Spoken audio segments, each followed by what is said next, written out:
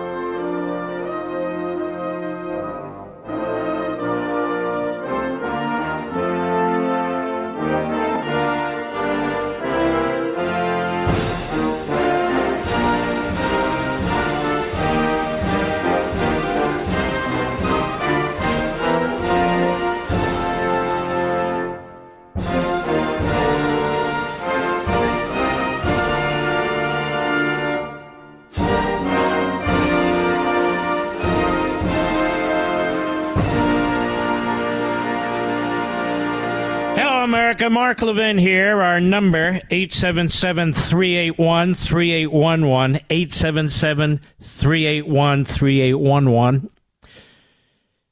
About 250,000 people, just shy of that, estimates, were at the National Mall today. Not one incidence of violence, not one incidence of hate. Carrying the flags of the United States, the flag of Israel, posters with hostages, signs in support of Israel and the United States, 100% peaceful.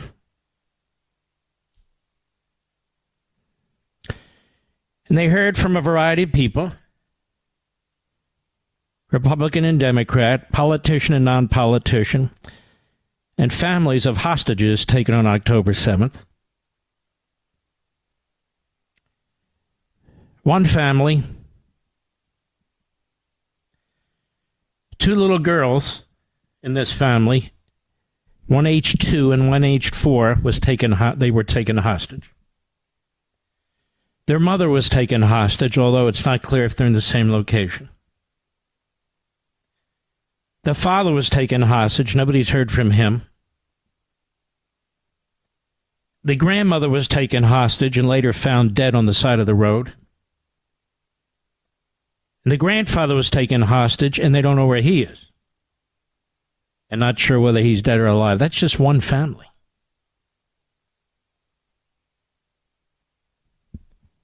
I haven't seen that story in the press.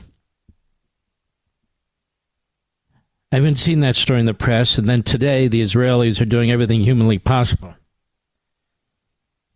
to get life support machines for the babies in a hospital that Hamas has built a massive headquarters under with all kinds of booby traps.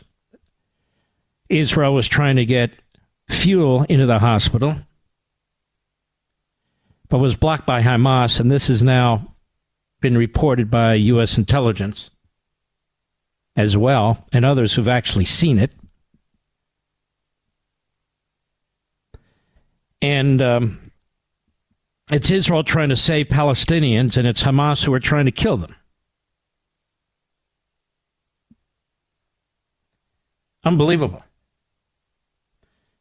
At the same time,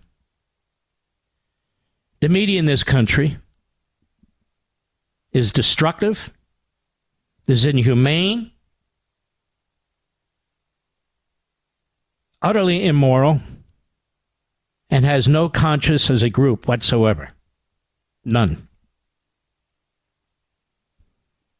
For the last 48 hours, you've been hearing from the media that Donald Trump is full Hitler because he used the word vermin. He's full Hitler. Now, they've called him Hitler before, and I've demonstrated that in Unfreedom of the Press, particularly Joe Scarborough. He's hot on calling him Hitler. And so what Joe Scarborough and the others are doing is, rather than calling people who are Hitlerian truly Hitler, they're using the word to attack their political opponents or individuals they don't like. And in doing so, they make a mockery of the Holocaust. Nobody truly believes Donald Trump is Hitler. One of the great pastors in America, one of the great evangelicals in America, is a friend of ours, Pastor John Hagee. He started an organization several decades ago, CUFI, Christians United for Israel. Millions of members, upwards of 10 million members. One of the greatest pro-Israel, pro-freedom organizations in America, which means on the face of the earth. And today a website called Mediaite smears him and degrades him, an organization that was founded by Dan Abrams, implying that he praised Hitler. Can you imagine? So Trump is full Hitler, Hagee praised Hitler, and then, of course, yours truly is an anti-Semite, according to Media Matters, which was founded by a self-hating Jew and anti-Semite, George Soros, and is promoted by racists, bigots, and anti-Semites like the current president of Media Matters. And the organization Mediaite constantly playing politics with the life and death of a people and a nation. Another platform of poison. It's incredible. And given the history of the press when it comes to anti-Semitism and Jew hatred, given the history of the press when it comes to covering up the Holocaust, and given the current press in this country, which applies moral equivalency to terrorists and Jews in Israel, you'd think they know better, but they don't. This is a real loathsome, scummy operation of press outlets with loathsome, scummy individuals working for them. They have Islamists working for them. They have Islamist photographers working for them who celebrate Hitler. They have individuals who use Hamas statistics on a regular basis to try and demean and smear the state of Israel and the IDF. They're in full attack mode against the Fox News Channel because the Fox News Channel has more hosts, more journalists, more guests who support Israel and oppose Iran, who support Israel and oppose Hamas, who support Israel and oppose Hezbollah, than any network in existence, and it's not even a close call. So they turn their guns on Fox. Go check out Media Matters website. How they try and destroy the reputation of Jesse Waters and Laura Ingraham. Look how they just try to destroy the reputation of Charlie Kirk. And many, many more. When in fact it's the media that promotes the memes, the blood libels of the 1930s. But Trump used the word vermin. Trump is, without dispute, the greatest friend in the Oval Office that Israel has ever had, bar none. Bar none. In fact, he's the greatest friend the Jewish people have had in the Oval Office. Bar none. He's the only president to have a Jewish family. But he's Hitler, you see. He's the only president to have signed an executive order attacking anti-Semitism on our college campuses, and you see it's rampant. To take serious steps to try and address it. And there's a lot more. When the loathsome Joe Scarborough, even as a congressman, never lifted a finger to help anybody. And yet they spew their hate because these corporatists are all in. It's no problem by them. It's fine to them. Rabbi Dov Fisher, writing in the American Spectator not too long ago, and Rabbi Fisher is an Orthodox Jew, and he writes here, I don't know why Donald Trump loves Jews. Maybe because more than 90% of Orthodox Jews voted for him against Hillary and Joe Biden. Maybe because his daughter is an Orthodox Jew. Maybe because Jared Kushner, his son-in-law, whom he loves and trusts, is an Orthodox Jew. Maybe because Trump's grandchildren are Orthodox Jews who observe the Shabbat according to its laws, eat strictly kosher, and attend yeshiva Jewish parochial school. Or my personal theory, the rabbi writes, maybe because his father, Fred, was one of the great Philosemites. Philosemite. What's a Philosemite? It's the opposite of an anti-Semite. It's somebody who loves the Jewish people. Maybe because his father, Fred, was one of the great Philosemites of the prior generation, who even donated property to a Jewish congregation for them to have synagogue, taught young Donald that part of the Trump family legacy is to love Jews. Apparently, the Scarborough family didn't teach Joe that. Apparently, the families of Mediaite, they didn't teach their children that. Media Matters didn't teach their children that, and all the rest of them. Certainly Biden, not. When others refused to hire Jews, Trump did.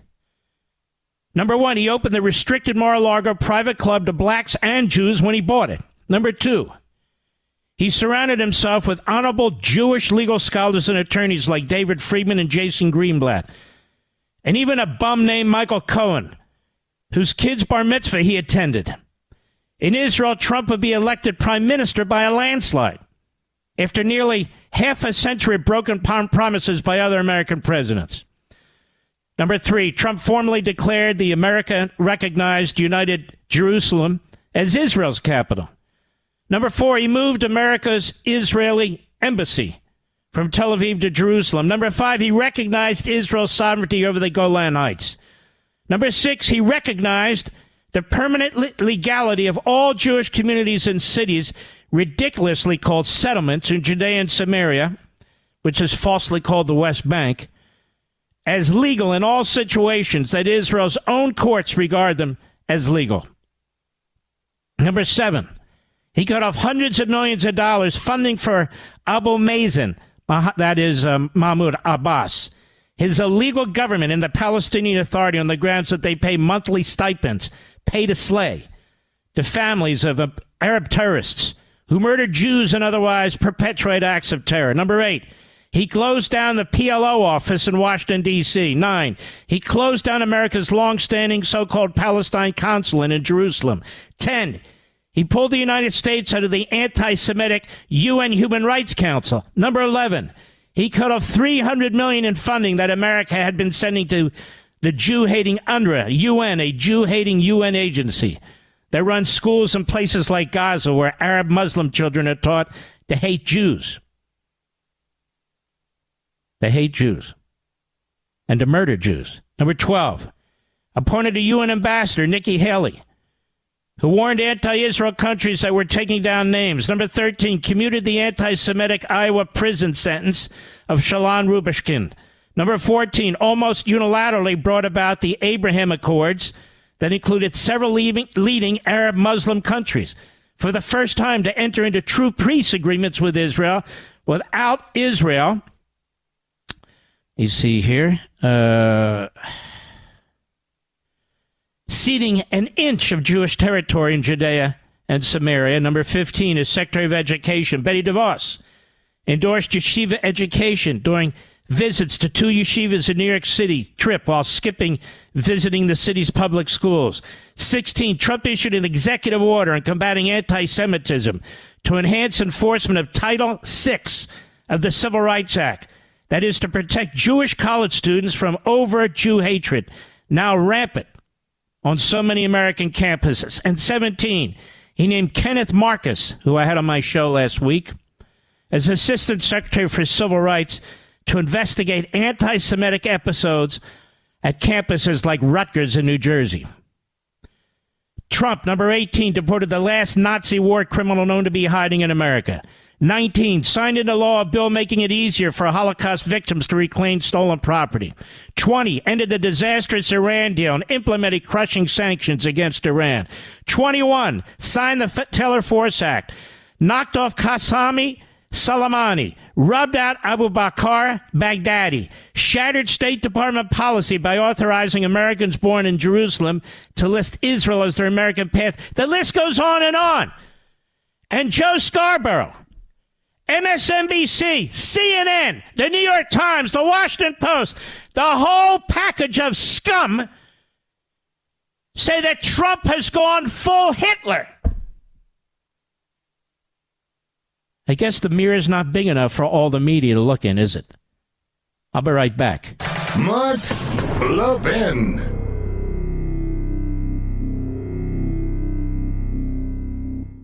Have you seen the headlines lately? Third highest deficit in history. Digital dollar sparks uncertainty. We're living in an unpredictable world, but gold is still gold. It's weathered many storms. My gold gives me peace of mind. It's tangible. And I'm a firm believer in owning gold. My favorite gold company?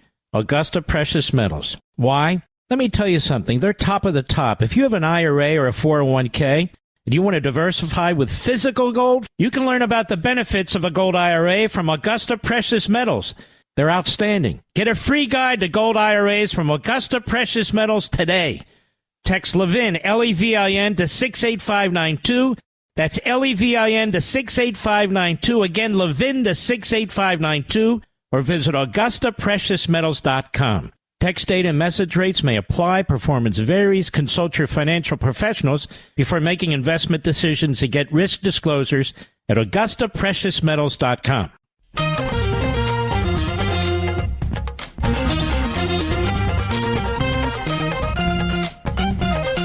You know, in Unfreedom of the Press, page 72, I have example after example of the media, and especially Scarborough, referring to Donald Trump as Mussolini, as Stalin, as Hitler, as Putin. Think about this. And he's not alone. It's all over CNN, MSNBC. It's all over the New York Times and the Washington Post. You know what Hitler did? Stalin killed 30 to 40 million people. You know what Mussolini did? And they keep talking about Donald Trump like this? He used the word vermin. Really? Is that worse than rearming the Iranians? Have you seen the headlines lately? Third highest deficit in history. Digital dollar sparks uncertainty. We're living in an unpredictable world, but gold is still gold. It's weathered many storms. My gold gives me peace of mind. It's tangible. And I'm a firm believer in owning gold.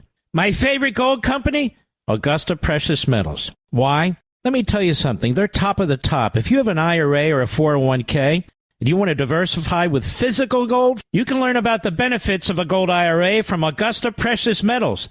They're outstanding. Get a free guide to gold IRAs from Augusta Precious Metals today. Text Levin, L-E-V-I-N, to 68592. That's L-E-V-I-N to 68592. Again, Levin to 68592. Or visit AugustaPreciousMetals.com. Text data and message rates may apply. Performance varies. Consult your financial professionals before making investment decisions and get risk disclosures at AugustaPreciousMetals.com. Mark Levin, the Great One. The Great One, Mark Levin. Dial in now, 877-381-3811. Over 30 years, Pastor John Hagee began an organization called Christians United for Israel. And media just called this man effectively as praising Hitler for the creation of Israel. They don't even know who this man is. The punk who wrote the story. They could have done a little bit of research. It's right all there online. I know Pastor Hagee. He loves the state of Israel as he loves the United States.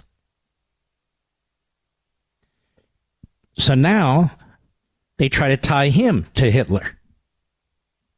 See, American media.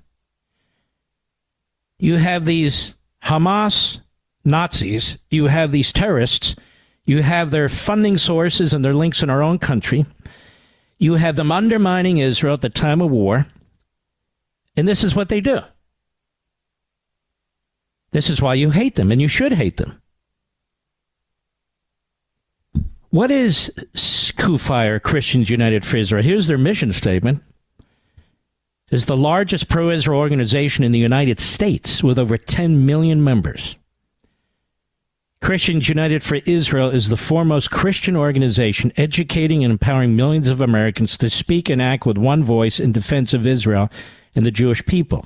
CUFI's diversity across political, ethnic, generational, and denominational lines maximizes our impact in communities, in the media, on campus, and in our nation's capital. CUFI is committed to confronting indifference and combating anti-Semitism in all its forms wherever it may be found. That's very different than Hamas's mission statement, which I don't believe has been read by any news operation from beginning to end. Number one, it's quite long, but number two, it is self-damning. And here this group founded by Dan Abrams is trashing one of the foremost leaders in the Christian world, defending the state of Israel, trying to tie him to Hitler.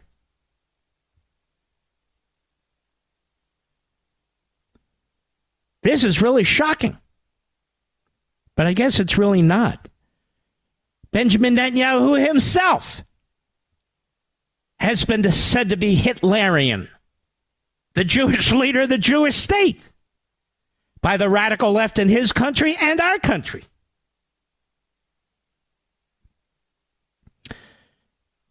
CUFI was created in February 2006 as a grassroots movement designed to unify Christians across all denominations and cultural boundaries in support of Israel.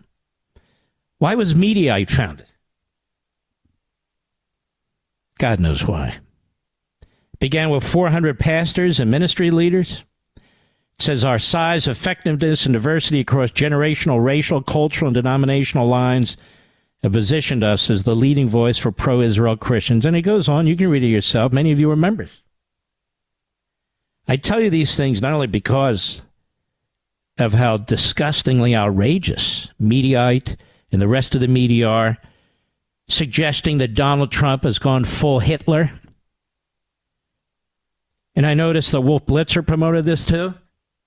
He should know better. And as CNN and MSNBC and all of them are promoting this, Liz Cheney, of course. Liz Cheney has psychological issues. Any Republican who supports Trump after he used the word vermin, whether it's the RNC chairwoman or anybody else, should be disqualified or is supporting Hitler talk?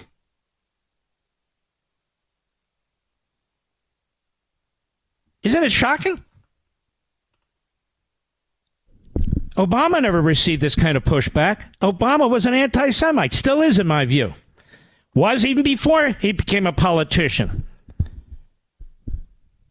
With his buddy, the Hamas-connected Khalidi. That's true. And in fact, apparently so damning is an audio that was taken at a meeting of a handful of people with Obama and Khalidi that the LA Times has, and the LA Times wouldn't release during the course of the campaign, still won't release. Yet Obama's statement that he put out was so awful that Alan Dershowitz had to condemn it as the piece of trash that it was. And then directs his UN ambassador at the UN to vote present when one of the worst UN resolutions is being proposed by the worst anti-Semites, and it passes. And we can go on and on. They don't call Obama Hitler. Hitler-like, Mussolini, Stalin.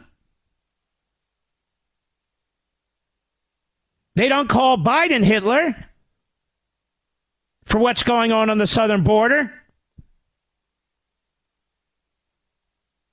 They don't call Franklin Roosevelt Hitler for what his State Department did to the Jewish people and his rounding up Japanese American citizens for no damn reason. They don't call Woodrow Wilson Hitler and his promotion of eugenics, including against black people. They don't call Joseph Kennedy Sr. Hitler when he was sending messages through the back door as ambassador to Britain to Hitler's lieutenants. They don't call Margaret Sanger Hitler, even though she pushed eugenics, was supported by the Klan. They don't call Xi Hitler.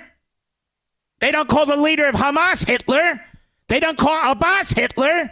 They don't call anyone in Iran Hitler. But Trump has gone full Hitler, don't you know?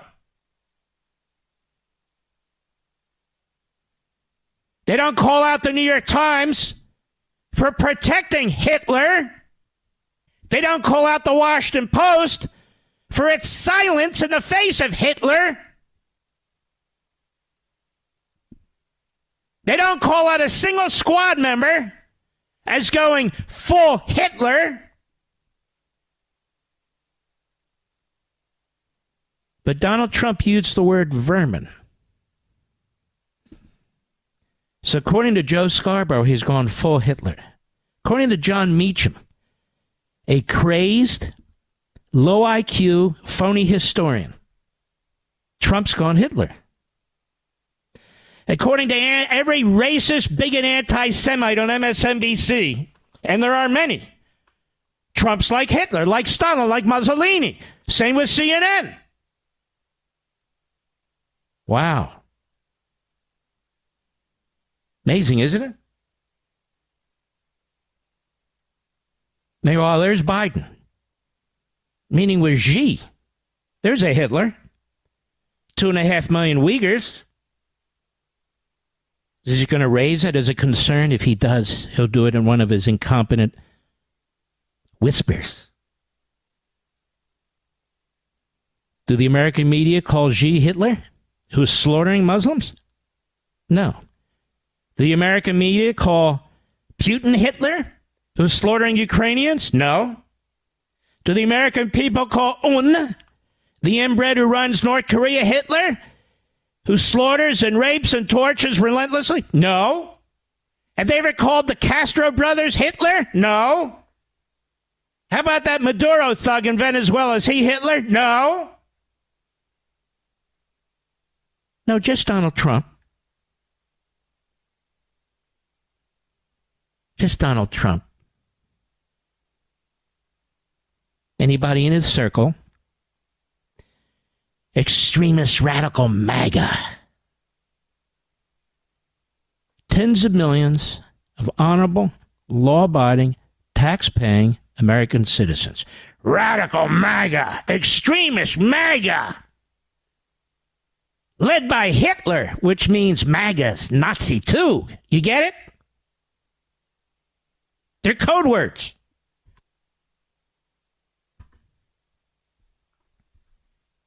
Hillary Clinton. Trump is Hitler.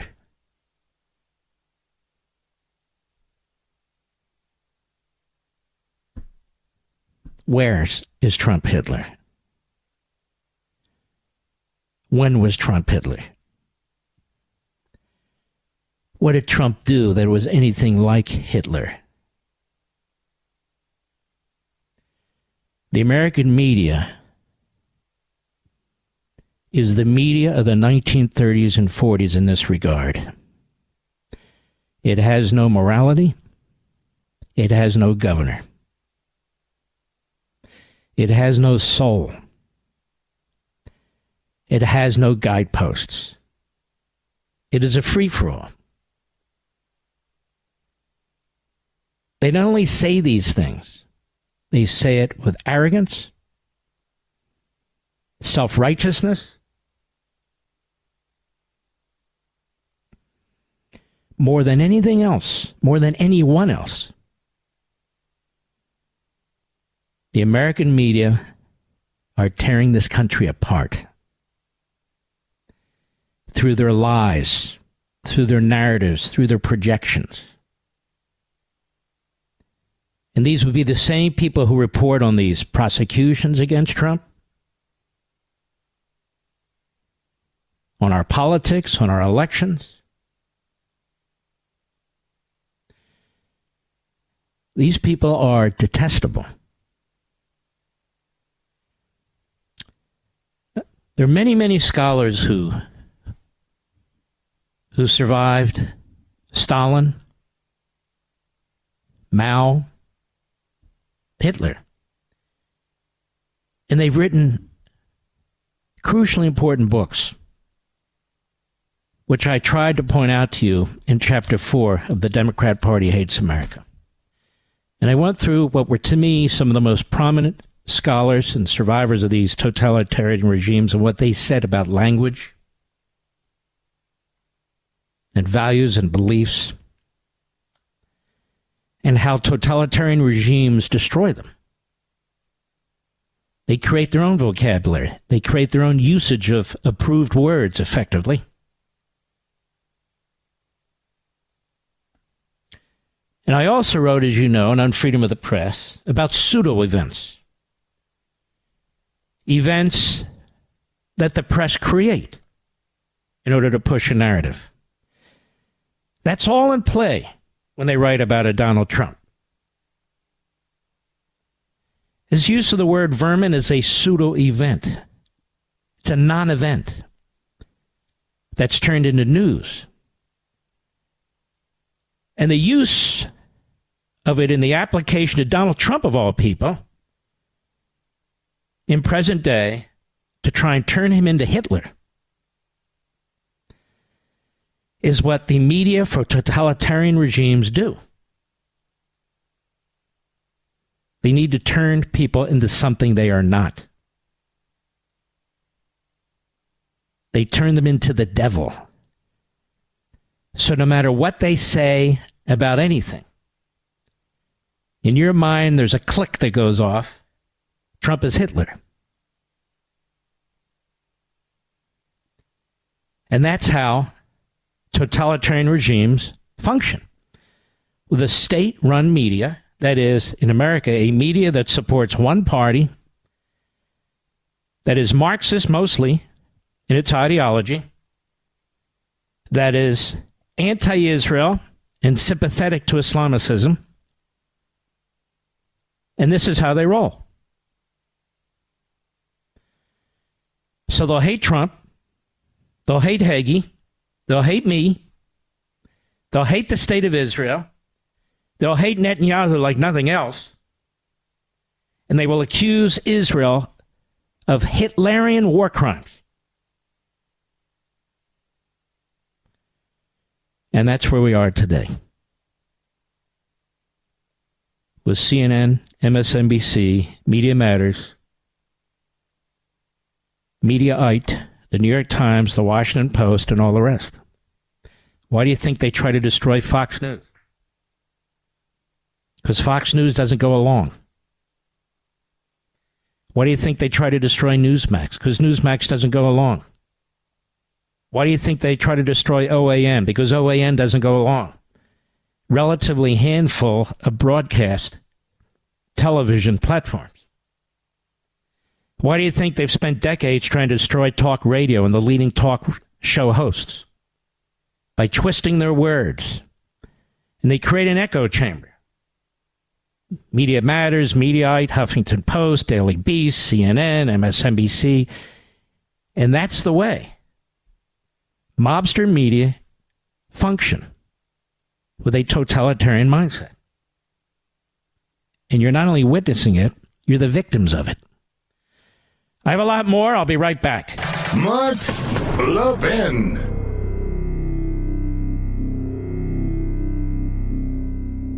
Have you seen the headlines lately? Third highest deficit in history. Digital dollar sparks uncertainty. We're living in an unpredictable world, but gold is still gold. It's weathered many storms. My gold gives me peace of mind. It's tangible. And I'm a firm believer in owning gold. My favorite gold company?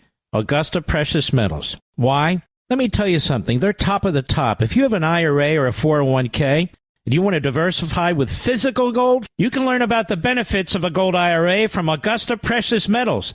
They're outstanding. Get a free guide to gold IRAs from Augusta Precious Metals today. Text Levin, L-E-V-I-N, to 68592. That's L-E-V-I-N to 68592. Again, Levin to 68592.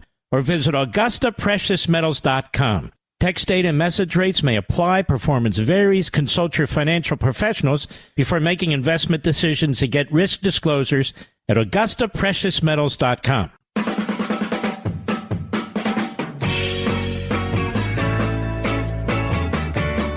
Well, folks,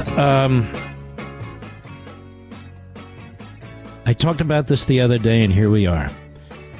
The final tally now is 290,000 who were at the National Mall today. 290,000. It's the largest such gathering on record. When it comes to the issue of Israel and Jews in America. And on this very day when Joe Biden decided not even to stop for 5 minutes to speak or to be seen, but was at a climate change summit, and then ran off to meet his buddy Xi, the communist Chinese who've turned the family into multimillionaires. He took a pass, you see, because you couldn't trash the American people. If there was any way to bring up Jim Crow of the past, that event he would have attended. AP, U.S. extends sanctions waiver allowing Iraq to buy electricity from Iran. And the deal, roughly $10 billion in Iraqi payments for Iranian electricity currently being held in escrow. They'll get the $10 billion plus future billions of dollars. And Biden and his Secretary of State do it on the very day that 290,000 people are at the mall in support of Israel and against anti-Semitism. And the Islamo-Nazi regime in Tehran will take that money and use it to kill more Israelis, more Americans. And the idea that we have an administration like this and a president like this is so contemptible and unconscionable, never before in American history. This segment of the podcast is exclusively sponsored by Pure Talk. Pure Talk offers great coverage and can save your family money on your wireless bill every single month. Go to puretalk.com to find the plan that's right for you. Thank you again for listening, and thank you so much for this sponsorship, Pure Talk. He's here. He's here. Now, broadcasting from the underground command post, deep in the bowels of a hidden bunker, somewhere under the brick and steel of a nondescript building, we've once again made contact with our leader, Mark Levin. Welcome, America. You know how Biden likes to say the Republican Party is not your father's Republican Party? But the Democrat Party is your father's Democrat Party. The Democrat Party press is your father's press. It's filled with racists and bigots and anti-Semites. It's filled with Marxists and anti-American punks. the vast majority of whom, not all, but the vast majority of whom have contributed nothing to the betterment of America. Nothing. Everybody with a chip on their shoulder seems to have a program. Everybody who hates this country seems to be a guest. And much of this has to do with the corporate media. That is, the corporatists, the Comcasts of the world. Based in Philadelphia, they own NBC and MSNBC. Look at CNN. CNN is a disgusting disgrace. Everybody knows it all over the world. The New York Times, honestly, if it wasn't for me over and over and over again over the years, writing about it in my books, talking about it over the microphone, talking about it on Fox, on the Blaze, and so forth, people wouldn't know the history of the New York Times. It is a horrendous history, like few corporations ever in the world. And there it is, bubbling along. The State Department, 100 Jew-hating bureaucrats, wrote a letter complaining about what the Biden administration is doing in the Middle East. The poor Hamas terrorists, of course, they call them all Palestinians when it serves their purposes. And when it serves their purposes, they distinguish between Hamas and Palestinians. We know that. We're onto this game. But the Biden administration, which is becoming increasingly bellicose against Israel and is doing everything it can behind the scenes to handicap Israel's ability to defeat their enemy, our enemy, they're not doing enough, you see, because according to this group of State Department bureaucrats, 100 or more, we should be protecting the Palestinians from the Israeli Jews. Tell me, how many civilian hostages is Israel holding? And I mean, not just Palestinian. How many American hostages? How many European hostages? None. They hold criminals. They don't hold hostages. And tell me, why won't they release those hostages on the other side of the Gaza Strip? Why won't they let fuel go to their big hospital there, huh? Why are they shooting their own citizens to take their food and fuel? Did you read that one? I did. How many of the casualties in Gaza are as a result of Hamas, directly or indirectly? And why aren't they keeping those statistics? Well, you know, the Hamas health agency didn't give them the statistics, so, you know, they got to go based on their own anti-Semitic bigotry. How is Joy Reid still on MSNBC? How is Hassan still on MSNBC? The whole list of reprobates. How is Amanpour still on CNN? We can go down a whole list. Why does Mediaite hate Israel and hate Jews so thoroughly? And the people who defend them? Why does Media Matters hide its relationship with George Soros, who hates Israel and hates America?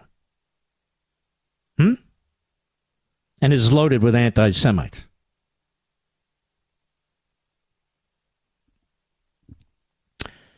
The State Department, as you will have learned from Chapter 2 in The Democrat Party Hates America, has always been filled with Democrat Party anti-Semites. And they still are. They still are. And Blinken's response to them is, well, we're listening. We listen to all sides. Excuse me? You're listening to all sides? Isn't that pretty shocking? Yeah, I think it is. Internal State Department memo, this is Fox News, accused Biden of misinformation on Israel-Hamas war. Some of the memo's language echoes that of progressive activist Axios reported. So these State Department bureaucrats are taking up the cudgel that Hamas propagandists, through its various surrogates, have been putting out, including at these so-called protests, many of which have been violent and all of which have been heinous. An internal State Department dissent memo leaked to the press accused Biden of spreading misinformation about the Israel-Hamas war and claimed Israel is committing war crimes. And this is where you get liberals, particularly liberal Jewish people, defending Biden. See, they think he's helping Israel. That's not how you make a determination. The bar isn't what the extremist pro-Hamas wing of the Democrat Party and the State Department bureaucracy thinks of Biden. You measure these things objectively. Objectively. And Biden flunks. I have to be honest with you. Why do we have a nuclear submarine over there, Mr. Producer? Are we going to shoot nukes or something? It's a deterrent. A deterrent to what? We have a nuclear submarine over there. Look at that. He's got a nuclear sub there. He means business. What does he mean exactly? We have two aircraft carrier groups with enormous power. They have now injured 54 American soldiers, some of them very severely with brain damage. And they're not stopping. How many of our troops have to die before Biden actually does something? These people already killed 32 Americans. 32 Americans, as if it never happened. And we haven't hit a single inch of Iran. Not an inch. Under Reagan, they hit one of our ships, and he blew out half their Navy. And instead, today, as I speak to you right now, Biden, Blinken, have waived sanctions again. Waived sanctions again so Iran can sell Iraq electricity. Billions more initial, $10 billion, but billions subsequent to this to Iran. While they keep pressuring Israel to take their foot off the gas pedal, they keep giving Iran money to rearm itself and their surrogate terrorists. Chuck Schumer's at this rally today with 290,000 people supporting Israel, right? Chuck Schumer's weak. He's pathetic. Biden is his guy. Pick up the damn phone, Chuck. Rather than saying, we this, we that. Wait, you're the Senate Majority Leader. Read your man the Riot Act. Say not one penny for Iran. He didn't say that today when he was speaking. And, of course, he doesn't tell Biden that either. It's awful. It's horrendous. The Democrat Party is your father's Democrat Party. As I cite here in The Democrat Party Hates America, thank you to those who've acquired it, Roosevelt's purposeful inaction during the Holocaust to assist Jews being slaughtered by the millions was contemptible and unconscionable. Now, there's been a lot of propaganda documentaries and books written about how great he was to the Jews. He didn't do anything for the Jews. He didn't do anything for blacks. He was a very selfish, egomaniacal, power-hungry, radical leftist president. That's what he was.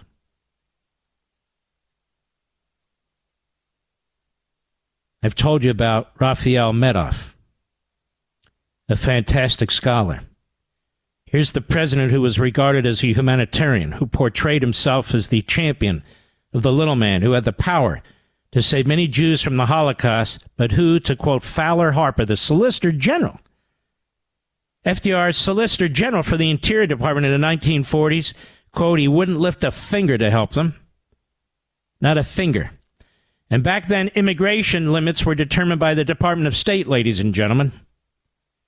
By the Department of State. They were populated with several infamous anti-Semites, just as they are today. With the letter and the texts and the memos. At state where the decisions about immigration and refugee issues were made, Roosevelt nearly always backed the bigots who blocked the migration of Jewish refugees into the United States from Germany and the rest of Europe during the height of the Holocaust. Quote, the U.S. immigration quota for Germany was filled for the first time in 1939, but thereafter, well below. The man responsible, who worked with Roosevelt, both of them worked at the Department of Navy under Woodrow Wilson, another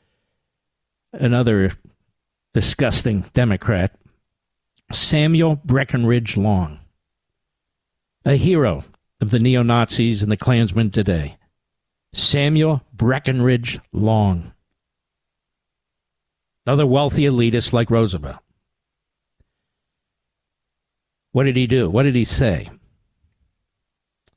Long's dispatches to Washington from Rome, where he served for a period, praised the fascistic Mussolini regime for its well-paved streets, dapper black-shirted stormtroopers, I'm quoting, and punctual trains. This was in his diary. He wrote a lot to himself. And in this private diary, Long, quote, described Hitler's Mein Kampf as eloquent in opposition to Jewry and Jews as exponents of communism and chaos. So I asked Joe Scarborough, why would FDR have a person like this in charge of immigration at the Department of State? Was Roosevelt Hitler? Just asking. Did Trump ever do anything like this? But he used the word vermin. Moreover, quote, Long regularly briefed Roosevelt on his efforts to suppress Jewish immigration below the level allowed by existing law. One diary entry, and I'll just cut to the chase, he said that Roosevelt never disagreed with him. Roosevelt made blatantly bigoted private remarks about Jews going way back. Other presidents have too, but the difference, Medoff writes, is Roosevelt acted on them. Joseph Kennedy, the patriarch of the Kennedy clan, the powerful Democrat, contemptible anti-Semite and pro-Third Reich, anti-Winston Churchill isolationist, who undermined U.S. policy as ambassador to Britain. Eventually, Kennedy resigned as ambassador.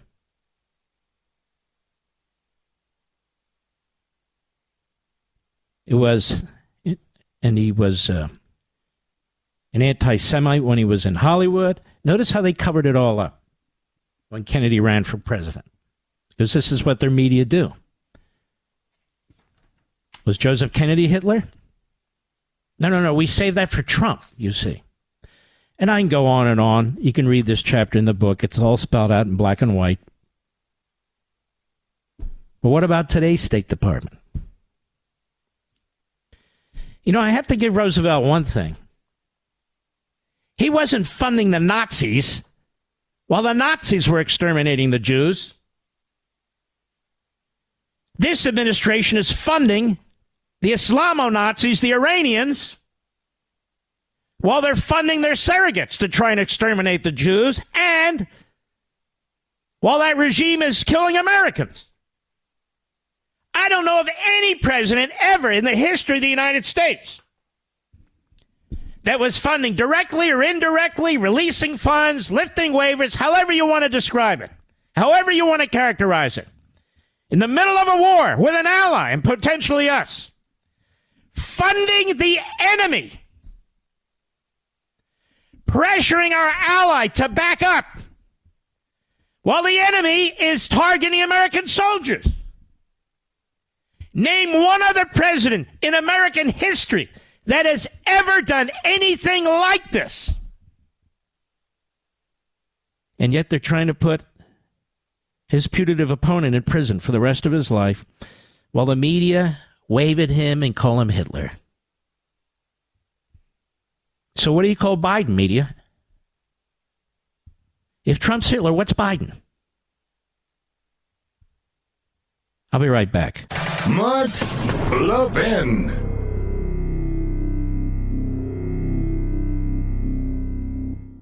You want a killer Black Friday deal? I got one for you. Free Moto G5G phone from Pure Talk. No gimmicks, no trade-in necessary. Just sign up for Pure Talk's unlimited talk, unlimited text, 15 gig data plan, just $35, and get the Moto G5G phone free. But here's the deal. You need to move fast because these phones will be gone by the end of the month. So if your current phone is on life support, upgrade for free with Pure Talk. Enjoy 2-day battery life, an exceptional quad pixel camera, and a whole lot more. Just go to puretalk.com/Levin, Levin, to get this exclusive offer and to select the plan that's right for your family. Remember, Pure Talk gives you America's most dependable 5G network at half the price. So make the switch today. Go to puretalk.com/Levin, that's /Levin, to claim your free Moto G5G phone with qualifying plan. Again, puretalk.com/Levin. Pure Talk, simply smarter wireless.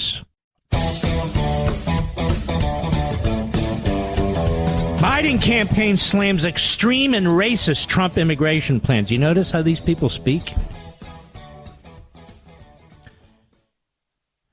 Trump, Hitler, immigration plan, extreme and racist.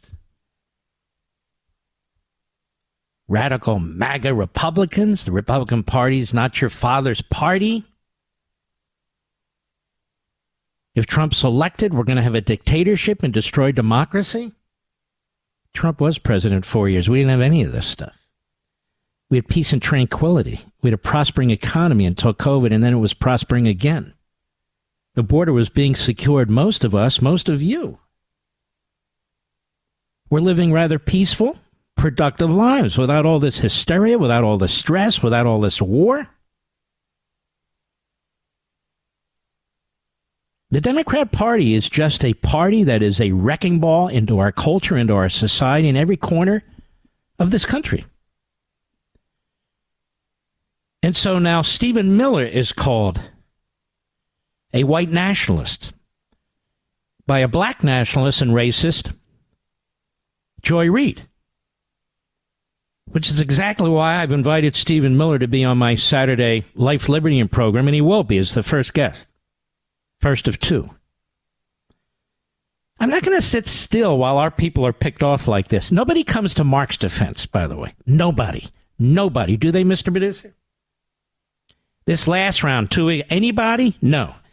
I come to the defense of people who I've worked with, who I've known, who are nothing like the radical pro-Hamas, pro-open borders, pro-criminals in the media say they are. So now the target is Stephen Miller. Biden campaign spokesman Ammar Moussa said in a statement, these extreme racist, cruel policies dreamed up by him and his henchman, Stephen Miller, are meant to stoke fear and divide us. Betting a scared and divided nation is how he wins this election. Boy, that's the finger pointing in the wrong direction. We certainly know that. And what are they talking about? Trump wants to remove the people who've come here illegally. And the Democrats and Biden want to keep him here forever, want to subsidize them, want to give them health care and homes and education, and try to persuade them to vote Democrat. Trump says, no, they're leaving. No, you can't leave, otherwise you're a racist and extremist. Don't you get it? You're a white nationalist. I'll be right back. You want a killer Black Friday deal? I got one for you. Free Moto G5G phone from Pure Talk. No gimmicks, no trade-in necessary. Just sign up for Pure Talk's unlimited talk, unlimited text, 15 gig data plan, just $35, and get the Moto G5G phone free. But here's the deal. You need to move fast because these phones will be gone by the end of the month. So if your current phone is on life support, upgrade for free with Pure Talk. Enjoy 2-day battery life, an exceptional quad pixel camera, and a whole lot more. Just go to puretalk.com/Levin, Levin, to get this exclusive offer and to select the plan that's right for your family. Remember, Pure Talk gives you America's most dependable 5G network at half the price. So make the switch today. Go to puretalk.com/Levin, that's /Levin, to claim your free Moto G5G phone with qualifying plan. Again, puretalk.com/Levin. Pure Talk, simply smarter wireless. Mark Levin, the conscience of conservatism. Call Mark now at 877-381-3811. I'm going to have Stephen Miller on Saturday, first guest, and among other things, I want him to respond to this racist, bigot, anti-Semite, Joy Reid, an MSNBC primetime host. Cut 12, go. Social media histories are already being plumbed. And if Trump were to win, thousands of Trump first loyalists would be ready. You're very worried about your social media history, aren't you? Yes, you are. Because there it all was. Right there. You tried to blame it on somebody who didn't exist. There it was, Joy. All your racism, all your homophobia, all your bigotry, all your anti-Semitism, even attack on blacks. There it was, Joy. And so disgusting and venomous, vermin-like, was what you said. That it attracted the interest of MSNBC, and they said, hey, we like this lady. Oh, we said lady. We can't say lady. We like this it. Let's give her a big job. And her career took off like a rocket. Go ahead.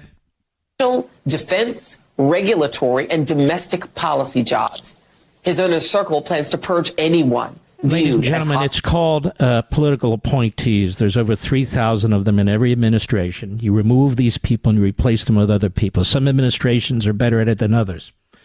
There are other positions that are time limited where you can put your people into position too. And this is what they're worried about. They don't really want a real election where if Trump wins, his policies are promoted through the bureaucracy, even though personnel is policy. I mean, they've gone to such great lengths to create a civil service, public sector unions, an appendage of the Democrat Party. Yet again, it's explained that the Democrat Party hates America. They've built up this ubiquitous federal leviathan, and how dare you even consider putting in your own people? That belongs to us. All over 2 million spots, 2.2 million slots, that belongs to the Democrat Party. You better not. Or you're a white supremacist nationalist. Hitler, even. Go ahead. Adding that, the people leading these efforts aren't figures like Rudy Giuliani. They're not ridiculous figures like Rudy Giuliani. They're Rudy smart. Giuliani. Remember the conspiracy theory you had, Joy, about 9/11? Remember that? Inside job. You remember that, Joy? Remember who the mayor was who had to deal with 9/11, Joy? The man that you put down as if he's some kind of subhuman. The man you mock, who led the city through 9/11, Rudy Giuliani. You are a contemptible nobody who's done nothing for this country. As you poison the well day after day, night after night. Shame on Comcast. Go ahead. Experienced people, many with very unconventional and elastic views of presidential power and traditional rule of law. Oh, traditional rule of law. You're really worried about that, Joy? Is that what's going on in America today? You root the untraditional rule of law. You attack the people who wrote the rule of law, including the Constitution. And you dare to spew words about the rule of law? You're an absolute 100% moron. You can't even get your hate speech straight. Go ahead. Of Project 2025 is a former Trump advisor, Stephen Miller, the white nationalist Dracula behind draconian and cruel Trump immigration policies. He's a white nationalist Dracula? You know, ladies and gentlemen, if you change the word white to black or Asian, even Jewish, certainly Palestinian, and you said that, you'd be fired on the spot. Fired on the spot. But the filth dripping down her chin is acceptable today. It's righteous even. It's to be celebrated. It's courageous. This woman's full of hate and hate speech. And these corporations give a reprobate like this a platform. It's absolutely appalling. And she's not the only one. Go ahead. Ban and separating immigrant children from their families. And separating immigrant children from their families. Number one, the reason that's done is not because of racism, not because of some sicko who wants to separate children from their family. It's because people come here without papers, without identification, or forged identification. It's called sex slavery of little children being brought into this country by phony parents who are part of cartels. And Joy Reid does not have a problem with that. She doesn't care if these people are figured out or not. Just send the little kid with the adult. That way, Joy Reid won't accuse you of separating children from adults. And this administration, as a matter of fact, has really instituted much of what black nationalist Joy Reid has to say about immigration. It's not vetting these parents, so-called parents. Children, 85,000 of them, have been let loose in the country. Nobody knows where they are, what they've done. And the border's wide open and it keeps up. But Joy's not there to explain or inform. Joy's there to light fuses and to throw rhetorical bombs. She's not capable of anything else. Go ahead. That Stephen Miller has even more disgusting... Shut up, you idiot. I've had enough of you, and I will have Stephen Miller on to respond to you. And I don't know, if I were Stephen Miller, I'd sue her ass, to be perfectly honest with you. White nationalist and all the rest. I definitely wouldn't bring the case in Washington, D.C., though. I'd figure out a different place to bring it. But that said, that's not a Democrat stronghold. That's what she needs, is a good lawsuit with discovery, with depositions. Even with New York Times versus Sullivan. Even if it is a tough case. Because the media are rogue. They have no boundaries. They're filled with contempt. Particularly this woman, who may not want to be called a woman. Maybe I shouldn't call her a woman. As we know, Supreme Court Justice Jackson wouldn't define a woman. Okay, she's not a woman. Just a bigot, racist, and anti-Semite. Contemptible. Now, I want to circle back to Joe Biden, ladies and gentlemen, who just signed a waiver on his way to appease Communist Chinese leader Xi. Communist Chinese military party have funneled millions of dollars and lined the pockets of the Biden family. I don't care what the media have to say. Lying filth. No. And so Matt Lee of the Associated Press, he said a few things that have caught our attention. We used to play clips of him all the time, right, Mr. Producer? But now, here and there. But he was pretty good today. But I want you folks to understand that Biden is continuing to rearming the enemy. It's using those dollars to try and kill American soldiers. It's using those dollars to kill Israelis and to kill anybody else who gets in their way, including their own citizens.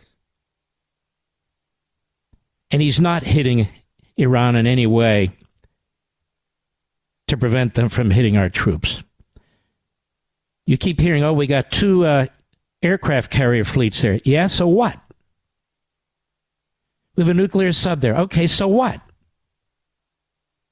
So what? He's not fooling anybody. Certainly not fooling me. Cut 6, go. I just do not understand why it is that you're so, single-mindedly refusing to understand at least the argument that I understand. this money this money is going to be able to be used by Iran, and that when they do use it, and they use $1 million to buy medicine from of this money, that frees up another $1 million that they would have had to spend on this, without the sanctions waiver. I understand, and they can use that. I understand the argument. I don't agree with it, and here's why. If they were sitting on that $1 million, they would use it for their destabilizing activities to fund terrorism and deny medicine to their people. That's the point I'm making.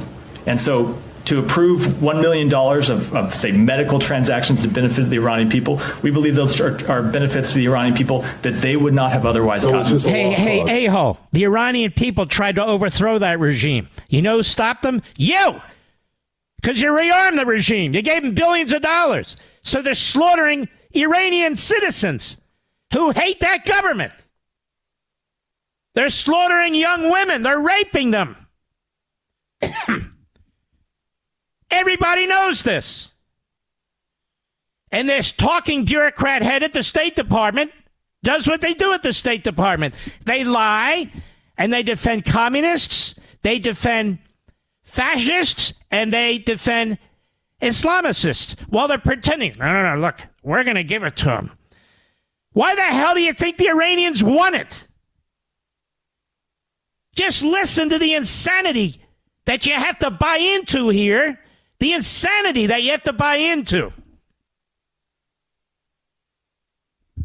Cut 7. Go. Is there any concern about the potential optics of, I guess, extending a sanctions waiver while Iranian proxy groups are attacking U.S. assets in the Middle East? We don't worry about optics. We worry about reality.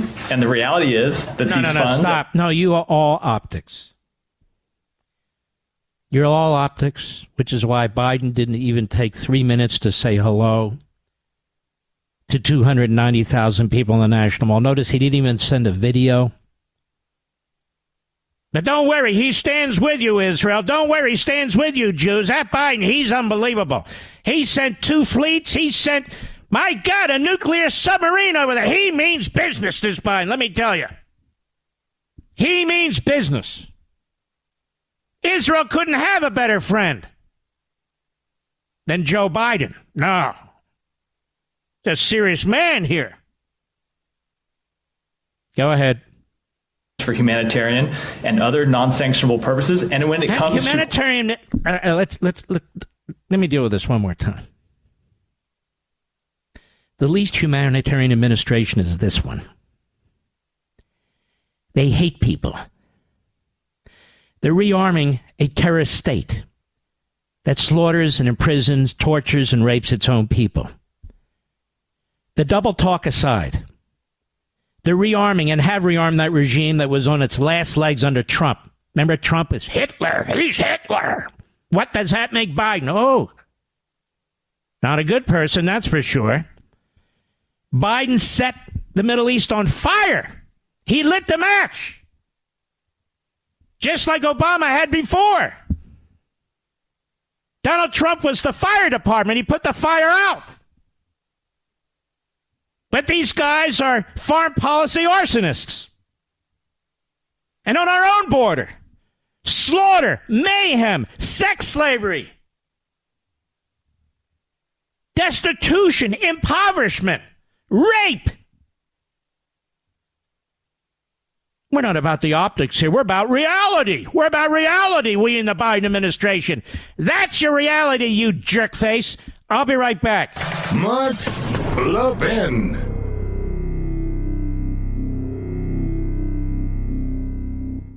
You want a killer Black Friday deal? I got one for you. Free Moto G5G phone from Pure Talk. No gimmicks, no trade-in necessary. Just sign up for Pure Talk's unlimited talk, unlimited text, 15 gig data plan, just $35, and get the Moto G5G phone free. But here's the deal. You need to move fast because these phones will be gone by the end of the month. So if your current phone is on life support, upgrade for free with Pure Talk. Enjoy 2-day battery life, an exceptional quad pixel camera, and a whole lot more. Just go to puretalk.com/Levin, Levin, to get this exclusive offer and to select the plan that's right for your family. Remember, Pure Talk gives you America's most dependable 5G network at half the price. So make the switch today. Go to puretalk.com/Levin, that's /Levin, to claim your free Moto G5G phone with qualifying plan. Again, puretalk.com/Levin. Pure Talk, simply smarter wireless. Ken Griffin is another multi-billionaire. He moves to Florida. Moves to Florida because he likes the environment here in Florida, and I don't mean the weather. He likes what Governor Ron DeSantis did in Florida. He likes the no income taxes. Remember, he's a billionaire. There's a lot of sanity here in Florida as a result of the leadership of DeSantis. He benefited enormously from Donald Trump's presidency, his economic policies, his tax cut policies. And so he's about to endorse Nikki Haley for president. That's another billionaire. This is why most of you have nothing but contempt for these rhino establishment billionaires. They get on TV, on these business shows, in their sanctimony, telling everybody how the world should work. And yet they fund the same establishment ruling class. In the end, they do. In the end, they flirt with conservatism originally, but they fund them over and over and over again to swamp you and me. I cannot stand these people. The Andrew Sabins, the Ken Griffins, and the other billionaire reprobates as far as I'm concerned. And by the way, boys, if you have a problem with me, come on the air. I'd love to debate you. I'd love for one of you billionaire cowards to come on. Just contact Westwood One. I'll bring you on in 2 damn seconds. Ken and Alan, I'd love it. He never reached out to you. I'm reaching out to you now. You oppose the 2 most conservative candidates. You don't even know why the hell you support Nikki Haley. But come on the air. Come on my show. And defend it. Rather than throwing around your millions and your millions like lollipop money to try and brainwash the American people on who to vote for. I cannot stand them. These rhino billionaires. I cannot stand them. Yet here they are. They benefit from liberty, they benefit from capitalism, they benefit from the people who try to fight for them and endorse them. But they're too controversial, these politicians. Trump's too controversial, DeSantis is too... We got to go with Nikki. Nikki. You know why? They actually support loose immigration policies. They actually oppose decoupling with communist China. These guys run their own little countries, their own little empire. And in the end, they're cowards. Every damn one of them. I'll be right back. He's here. He's here. Now, broadcasting from the underground command post, deep in the bowels of a hidden bunker, somewhere under the brick and steel of a nondescript building, we've once again made contact with our leader, Mark Levin. Hello, America. Mark Levin here. Our number, 877-381-3811, 877-381-3811. I think it's very, very important that the millions of you listening to this program, patriotic Americans who support the state of Israel, hear from my next guest. I'm not going to ask her how she's doing because I know she's not doing great. But I am going to introduce you to her. Her name is Yarden. Her sister-in-law and 2 nieces, aged 2 and 4 years old, are being held hostage by Hamas. Her sister-in-law's father is being held hostage by Hamas. Her sister-in-law's mother was taken hostage, and the Israeli Defense Forces, the IDF, found her dead on the side of the road. I mean, how much horror and monstrosity can one family contend with. Yarden was at the march, you can call it, but at the event on the nation's capital, the nation's mall. Latest number, 290,000 people were there. And she and family members of other hostage-affected families flew all the way from Israel for the event and are flying back tonight. And it is our honor to have Yarden with us. Yarden, what do you want to say to the American people, millions of whom are listening to you right now? First of all, thank you for hosting me. I kind of want to ask, is it me you just described? I still can't believe the reality that is going on. Mm-hmm. I still can't believe I'm having to tell such a hard story. And I still can't believe it's not only my story, but a story of hundreds and thousands. So thank you for listening to it. No, it's the least we can do here. I just want you to know, and I want everybody you may come in contact to know, there are literally tens of millions of Americans who stand with Israel, who stand with you, who stand with your family and the other families. That some of this stuff you see from college campuses and in the streets, there's a very small minority of Americans that we are thoroughly disgusted with what has taken place. It is very, very important that that be conveyed to you and to others who are in your situation and so forth. Are you getting any information about any of your family members? Actually, no. Let me say we're here on this journey with some other families, and of course we feel the support that you've mentioned. And it's always nice and good to hear because we do watch TV and we watch the other side protesting, and it's just like hurting us even more than the reality is what is going on. We are actually here on a journey to pray, to go to Lubavitch Rabbi and be together and hold hands and wait for a miracle, because that's what it takes. So Chabad organized a really magnificent journey for us. They are wrapping us with a lot of love, and we also see that this is how the Americans feel about our situation. You know, my Yarden, nieces are 2 and 4, almost 3, almost 5.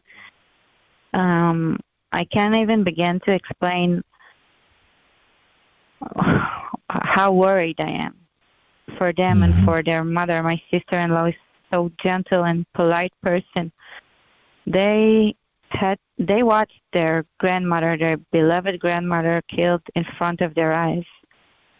And it's 40 days now that we don't even know in what condition they are. This is beyond understanding. How can it be? We don't even know if they're together. We don't even know if they are alive, injured, needing any medicine. How can this be?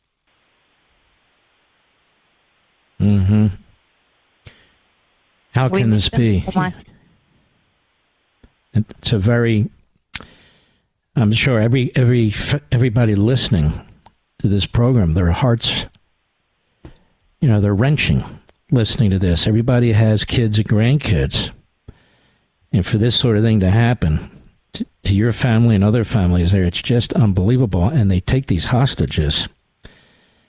And then you have the IDF trying to fight, and then at the same time make sure they don't harm any hostages and trying to find these hostages, which is such an overwhelming task. What do you say to these Israeli soldiers who are at the same time fighting these barbarians, trying to find your family members, and at the same time, particularly with pressure from our administration, being told not to harm their civilians? It's a very difficult task.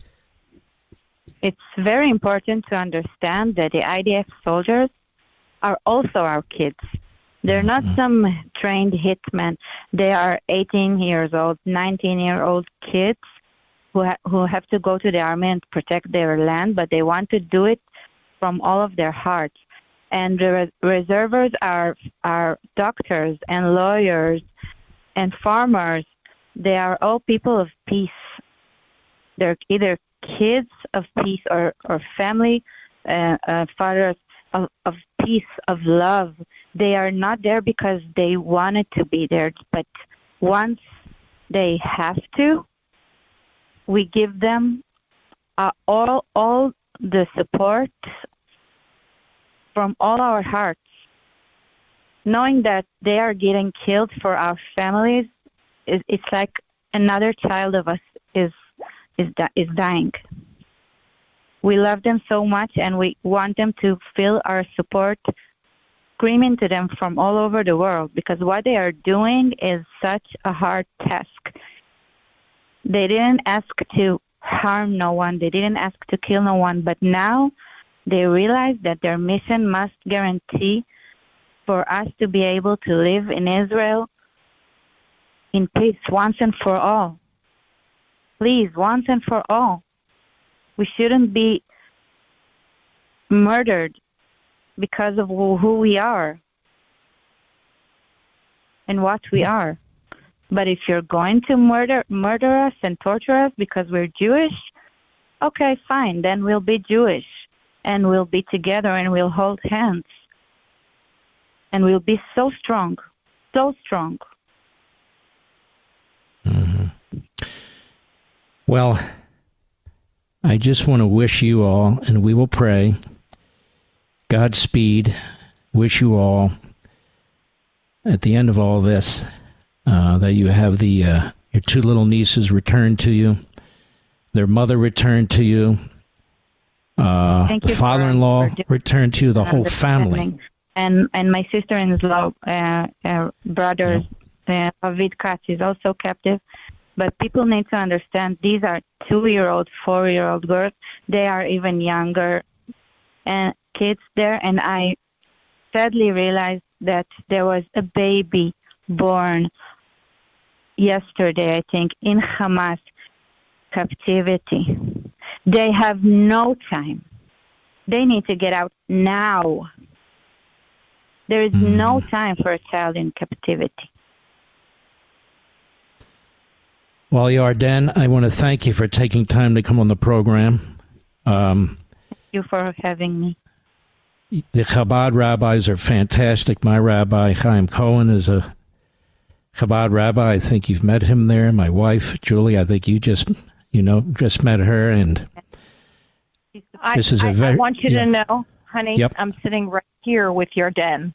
Yeah. And there are 4 busloads. I'm going to try to say this without crying. There are 4 busloads, 200 family members of hostages who we are giving food to tonight before they go back to Israel. And these people all came to the United States not initially for the rally. They got on a flight. Chabad in Israel arranged for a charter flight for them to fly to Brooklyn to visit the Ohel, which is the resting place of the Rebbe, to pray, because that is all they have. That is the rabbi, the founding rabbi of Chabad. Yep. Correct. But that's all they have are prayers. They have each other, and they have to pray because they're, aside from the IDF, who are just doing everything they can, they have to pray to God. And so they were here and the trip was being planned, that the rally just coincidentally was going to happen. So they came to the rally. But people need to understand they didn't come to the States for a rally. They came to the States to pray for their family members to be released. Exactly. All right, honey. And please convey to her better than I can, you can, our deepest thoughts and support and prayers from the entire audience. I will, and I'm going to speak right now to everyone. Thank you very much. All right. Thank you. God bless to everybody there. Yarden, God bless you. We'll be right back. Mark Levin.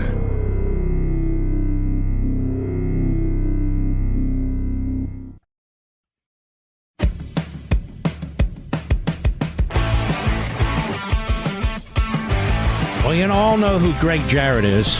He's a great lawyer, a constitutionalist. He's really just terrific on TV as well. He's written a book, The Constitution of the United States and Other Patriotic Documents. Greg, welcome. And what caused you to write such a meaningful book?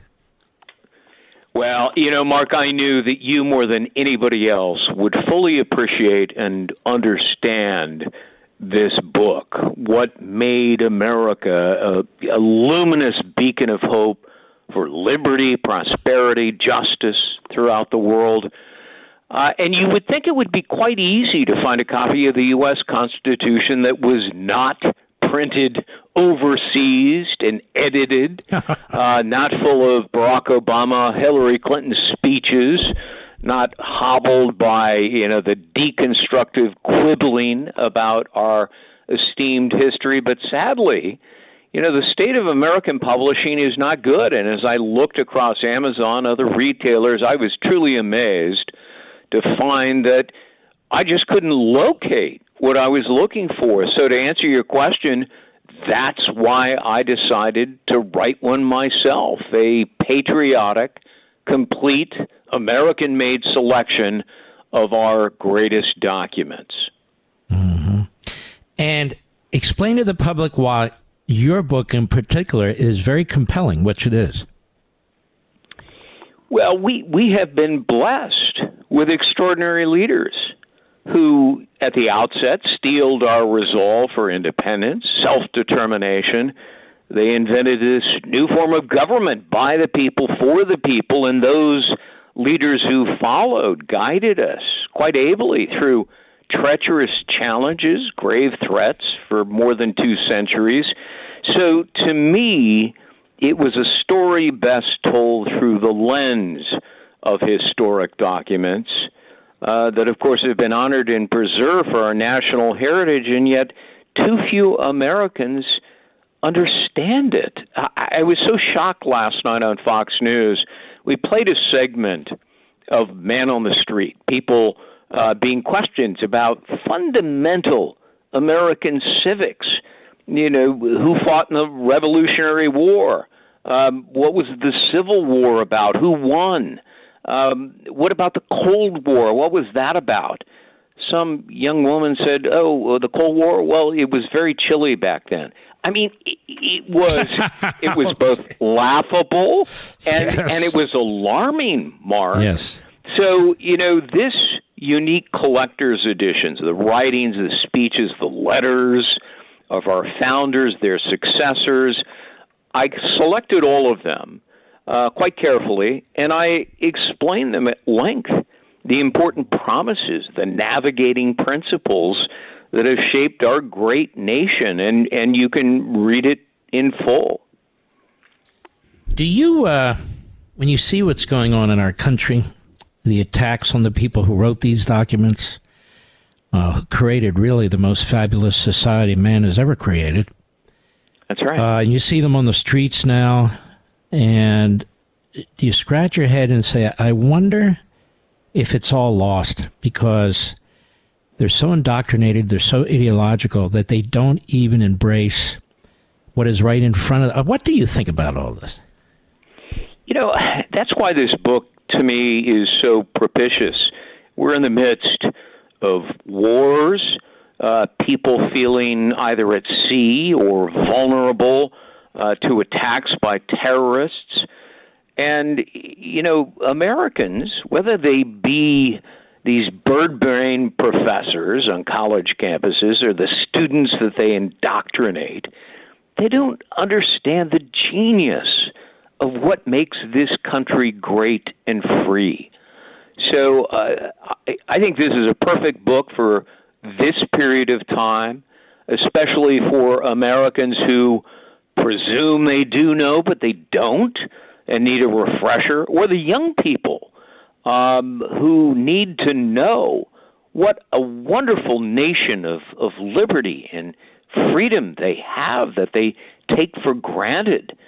And they simply don't comprehend how it came about, the bloodshed that occurred, the sacrifices that were made by a great many people. It's not a perfect union, though that certainly is the aspiration. But we're not perfect people. We have made mistakes. And over the course of 250 years, we have had course corrections. We've corrected some mistakes. We have much more to do. But I think this book is a good education for people who alarmingly are not educated about what they have.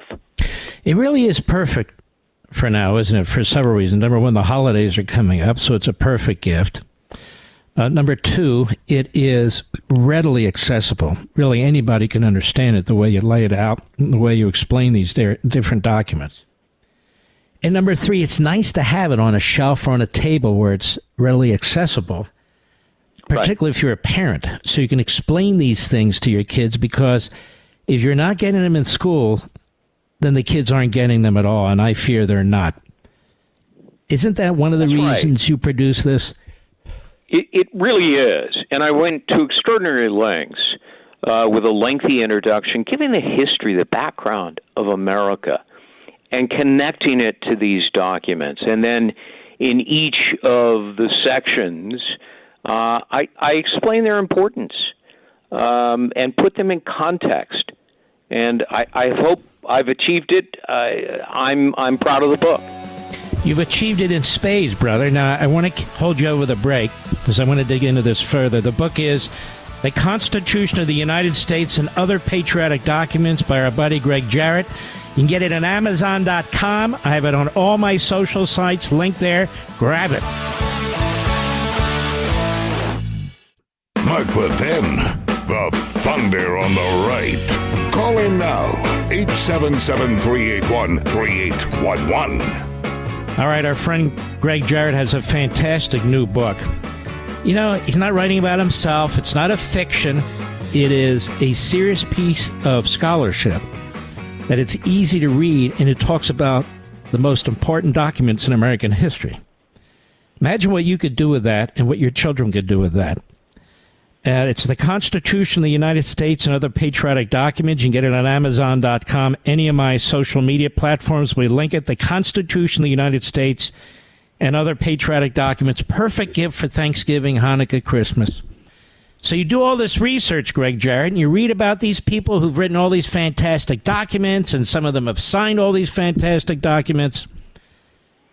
Who were you most impressed with? You know, what struck me was how prescient our founders were as they were crafting this new form of government and our Constitution and our Bill of Rights. John Adams warned that unscrupulous men in power, if left unchecked, would become, in his words, ravenous beasts of prey, destroying our government. And aren't we seeing that, Mark, unfold lately? The weaponization by unelected bureaucrats at the FBI, the Department of Justice, our intelligence agencies, concocting the Russia hoax to drive a president from office because they loathed his policies and they hated him. Pure abuse of power. George Washington, in his farewell address, openly worried that the creation of political parties in their infancy back then would become what he called potent engines of unprincipled men who would undermine our freedoms. He counseled vigorously against them to no avail. We should have listened to him. You know, I can go through transcendent figures like Frederick Douglass, Abraham Lincoln, Susan B. Anthony, Teddy Roosevelt, but in my lifetime, the masterful oratory of Ronald Reagan really struck a note with me. And it began with his time for choosing speech in 1964. He emerged on the national stage and he warned of this all-too-powerful government controlling our lives. And when elected, he followed up in his inaugural address saying government is not the solution to our problem, government is the problem. Of course, he lifted the nation in the sadness after the Challenger disaster, but the next year, standing at the Brandenburg Gate, he challenged Gorbachev, tear down this wall. The wall came crumbling down, and so did the Soviet Empire, ending the Cold War. So, top of my list, Ronald Reagan.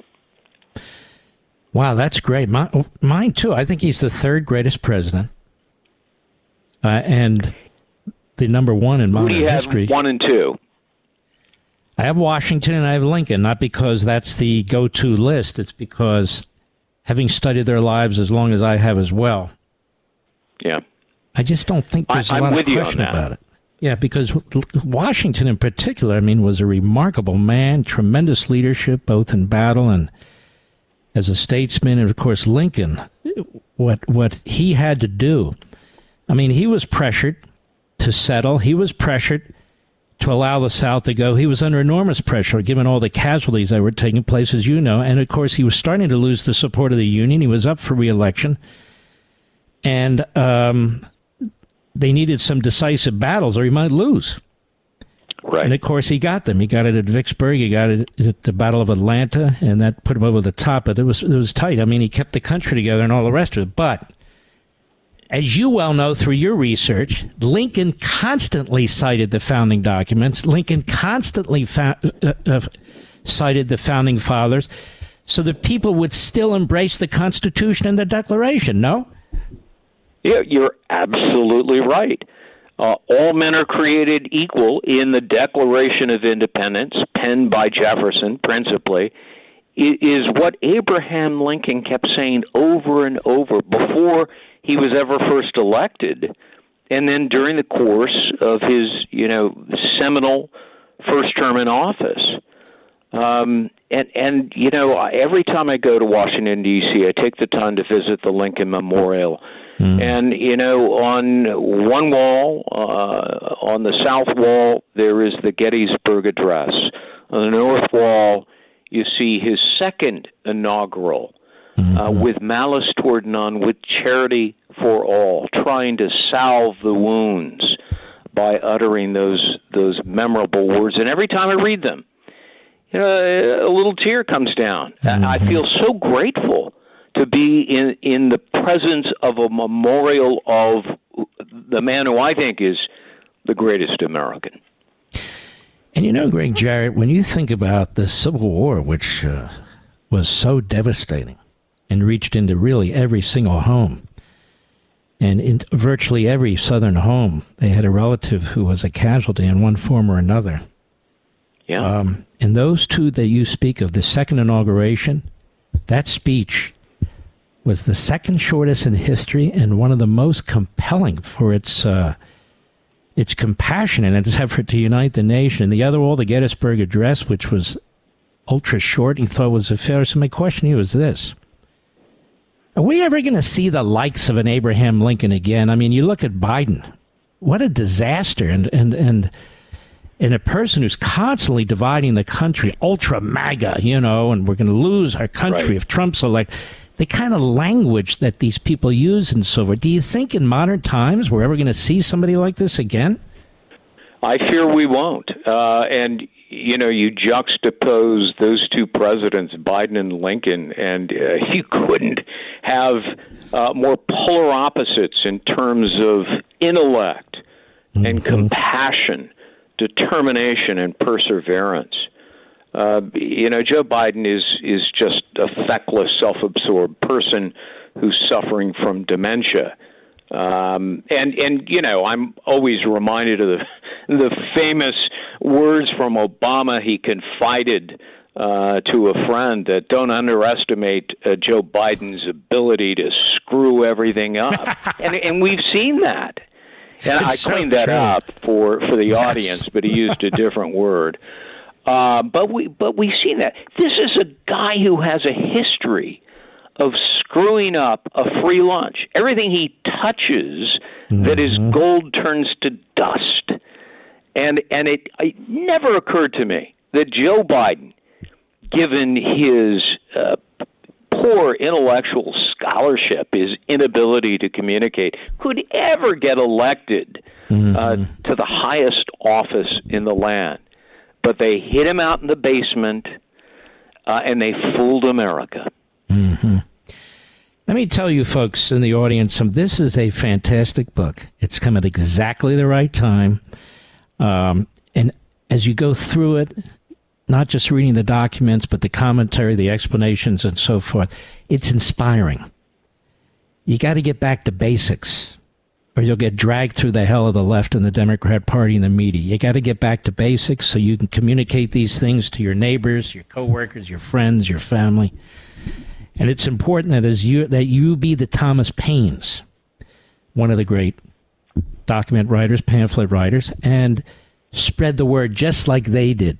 Because as I say, Greg Jarrett, obviously ideas have consequences, and we need to push our ideas. And this book does that, correct? It does indeed. And I'm glad you mentioned Thomas Paine.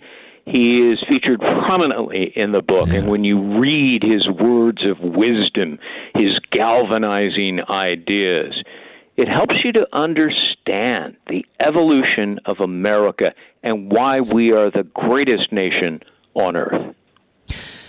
You're a good man. I really enjoy watching you and listening to you, how you break down the law. You're smart as hell. This book is very, very important in America. It is the Constitution of the United States, other patriotic documents. I mean, it's got very crucially important documents in there, plain English, well explained, for anybody and everybody. We've got to push back. If we don't win on the battle of ideas, we don't win. We lose. I want to encourage you to go to Amazon.com right now. If you're on any of my social sites during the course of the day or the night or the week, just click it. We have the link right there. Grab your copies. Get them in time for Thanksgiving. Any major bookstore. Greg Jarrett, God bless you, my friend. God bless you, too. And thank you so much for your kind words, Mark. You bet. Well deserved. It's a good man. He really is. And very articulate. Have you noticed? Almost mesmerizing in many ways, in my opinion, Mr. Producer. So, hold on. I'm looking for it. We're having computer problems. Have you noticed? Am I the only host with all these problems, Mr. Producer? I feel like I am. He says, yes. Well, it's not. It's what we call in the business a pain in the ass. I'll be right back. Mark Levin.